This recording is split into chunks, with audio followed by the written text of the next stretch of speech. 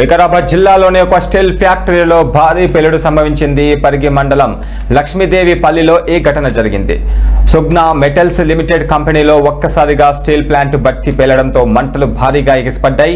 దట్టమైన పొగ వెలువడుతుండటంతో చుట్టుపక్కల ప్రాంతంలో ఉన్న ప్రజలు ఆందోళన చెందుతున్నారు. ఈ పేలుడు ఘటన సమయంలో కంపెనీలో ఉన్న పలువురు కార్మికులకు గాయాలు అయినట్లుగా తెలుస్తుంది. దీనిపైన స్పష్టత రావాల్సి ఉంది. ఇక పేలుడు నేపథ్యంలో కంపెనీ యాజమాన్యం ఎవరిని లోపలికి అనుమతించడం లేదు.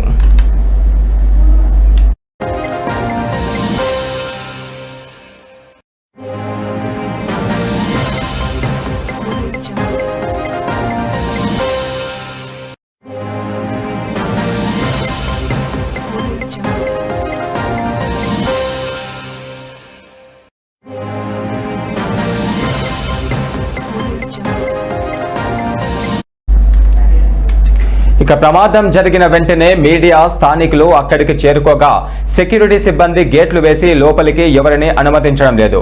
అయితే ఘటన గురించి ప్రశ్నించగా అది ప్లాంట్ పేలుడు కాదని కేవలం లారీ టైర్ పేలిందని చెప్పి వాస్తవాలను కప్పిపుంచే ప్రయత్నం చేయడంపై సర్వత్రా విమర్శలు వ్యక్తమవుతున్నాయి.